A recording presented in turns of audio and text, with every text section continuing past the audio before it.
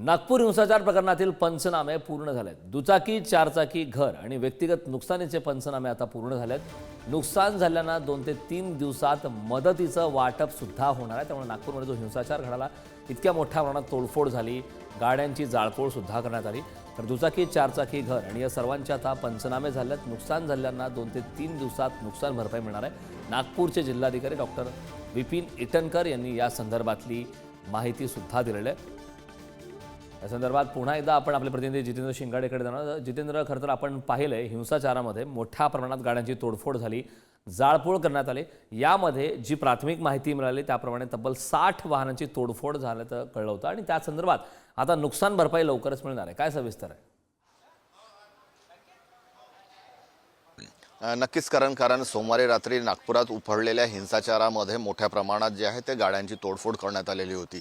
त्यानंतर तिसऱ्या दिवसापासून जे आहे ते महसूल विभागाने आणि जिल्हाधिकारी कार्यालयाने याबाबत सर्वेक्षण करायला सुरुवात केलेली होती आणि त्यांच्या सर्वेक्षणात जे सुरुवातीला जी प्राथमिक माहिती मिळाली त्यामध्ये 60हून अधिक ज्या गाड्या, किमान 61 ही संख्या आहे, आतापर्यंत 60 आहेत। 60हून गाड्यांची तोडफोड करण्यात आलेली आहे, ज्यामध्ये 2 क्रेनचाही समावेश आहे, ज्यांना पूर्णपणे आगीच्या हवाली करण्यात आलेलं होतं।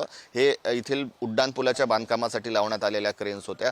त्याचबरोबर घरांची पडझड झालेली आहे, 5 जण जखमी आहेत आणि या सर्वांना सर्वेक्षणानंतर तातडीची मदत 2 ते 3 दिवसात देणार असल्याची माहिती जी आहे ते नागपूर जिल्हाधिकाऱ्यांनी दिलेली आहे। यामध्ये 50,000 रुपये जे आहे ते नुकसान भरपाई स्वरूपात देण्यात येणार आहे आणि ज्यांचं अंशतः नुकसान झालेलं आहे त्यांना 10,000 रुपयापर्यंतची मदत प्रशासन देणार आहे। त्याचबरोबर जर कोणी याबाबत विमा जर उचलला असेल किंवा विम्याची रक्कम उचलणार असेल तर मग त्याला ही शासकीय रक्कम मिळणार नाही। मात्र लवकरात लवकर मदत जी हिंसाचार प्रभावित भाग आहे आणि जे प्रभावित लोक आहेत त्यांना कशी देण्यात येईल यासाठी प्रशासनाने देखील पावलं उचललेली आहे आणि त्या संबंधाने तातडीने प्राथमिक सर्वेक्षण पूर्ण केलेले आहे आणि या प्राथमिक सर्वेक्षणानंतर येत्या 2 ते 3 दिवसात लवकरच ही मदतही प्रभावित नागरिकांना मिळेल अशी माहिती नागपूर जिल्हाधिकाऱ्यांनी दिलेली आहे।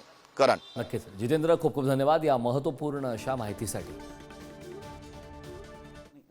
आपल्या जे काल परवा ज्या घटना नागपूरमध्ये घडल्या त्याच्यामध्ये जे डॅमेज झालेलं आहे त्याचं डिस्ट्रिक्ट ॲडमिनिस्ट्रेशनकडून, मग तलाठी, मंडळाधिकारी आणि तहसील ऑफिसकडून त्याचे पंचनामे सगळे झालेले आहे। त्याच्यामध्ये 2 व्हीलर, 4 व्हीलर, घरांचा डॅमेज, त्यानंतर कोणाला सिटीजनला काही लागलं असेल की दुकानाला डॅमेज झालं, त्या सगळ्यांचे पंचनामे आपण केलेले आहे आणि त्याची डिमांड एकत्रित करून शासनाकडे पाठवली आहे आणि पुढच्या 48 आवर्समध्ये ते वाटण्याचं आमचं प्रयत्न आहे। तसे डायरेक्शन आम्ही सगळ्यांना दिलेले आहे। त्यामुळे सगळ्यांना ज्यांचे पंचनामे झाले त्यांना सगळ्यांना हे अनुदान मिळेल